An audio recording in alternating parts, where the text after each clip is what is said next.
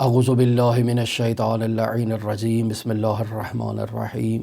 الحمد للہ رب العالمین الصلاة والسلام علی اشرف الانبیاء والمرسلین وعلی آلہ الطیبین الطاہرین المعصومین الذین اذہب اللہ عنہم الرجس وطہرہم تطہیرا اللہم صلی علی محمد وآل محمد وعجل فرج قائم آل محمد۔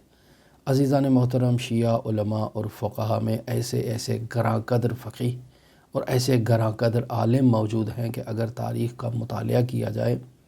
تو ان علماء کی قداست اور پاکیزگی میں کسی قسم کا کوئی شک نہیں کیا جا سکتا، اور لوگ ان کی قداست اور پاکیزگی کے معترف ہیں۔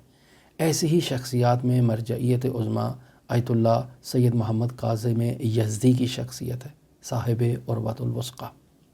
یہ وہ عظیم الشان مرجع تقلید ہیں کہ نجف کے لوگ انہیں اپنا باپ مانتے تھے۔ عراق کے صحرا نشین لوگ ان کے پیروں کی مٹی کو اٹھا کر لے جایا کرتے تھے دور دراز اپنے خیموں میں، اور جب انہیں قسم اٹھانا ہوتی تھی تو وہ سید جلیل القدر کے پیروں کی مٹی کی قسم اٹھا کر آپس میں معاملات کو حل و فصل کیا کرتے تھے۔ اس قدر جلیل القدر یہ مرجع تھے۔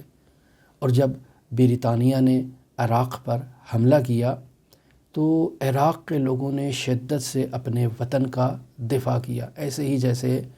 صدام کے سرنگونی کے ایام میں جب امریکہ نے عراق پر حملہ کیا تو عراق کی عوام نے بہت مقاومت کی،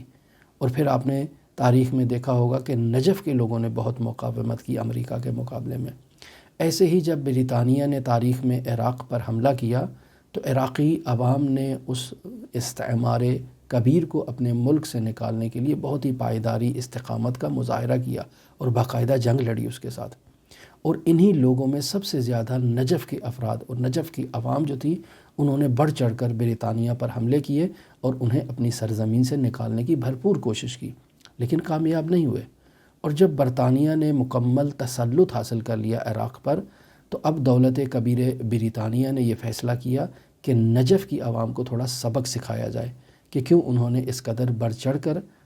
برطانیہ کبیر کے اوپر حملہ کیا ہے۔ لہٰذا آیت اللہ سید محمد کاظم یزدی کے پاس اپنا پیغام پہنچاتے ہیں کہ آپ نجف کو ترک کر کے کوفہ چلے جائیں، چونکہ ہم نجف کی عوام کو سبق سکھانا چاہتے ہیں۔ تو آیت اللہ سید محمد کاظم یزدی کہتے ہیں کہ کیا میں تنہا اٹھ کر کوفہ جاؤں یا اپنے اہل و عیال اور بیوی بچوں کے ساتھ جاؤں؟ تو برطانیہ کبیر کی طرف سے پیغام بھیجا جاتا ہے کہ آپ اپنی فیملی کے ساتھ، اپنے اہل و عیال کے ساتھ نجف کو ترک کر دیں اور کوفہ چلے جائیں۔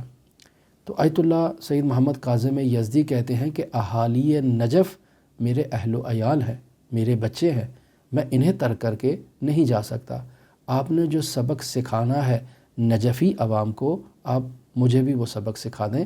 اور میں بھی ان کے ساتھ اس تنبیہ میں شریک ہوں گا، میں انہیں ترک کر کے یہاں سے نہیں جاؤں گا۔ بالآخر برطانیہ کبیر اس عظیم الشان جلیل القدر مرجع تشیع کے احترام کے باعث مجبور ہو گیا کہ نجفی عوام کو جو ہے تنبیہ نہ کرے اور ان پر ظلم و ستم نہ کرے، چونکہ اگر آیت اللہ محمد کاظم یزدی کے نجف میں ہوتے ہوئے برطانیہ کبیر اگر نجف پر حملہ کرتا تو پورے عراق کی عوام یک پارچہ اٹھ جاتی، قیام کرتی، اور برطانیہ کے خلاف دوبارہ پورے عراق میں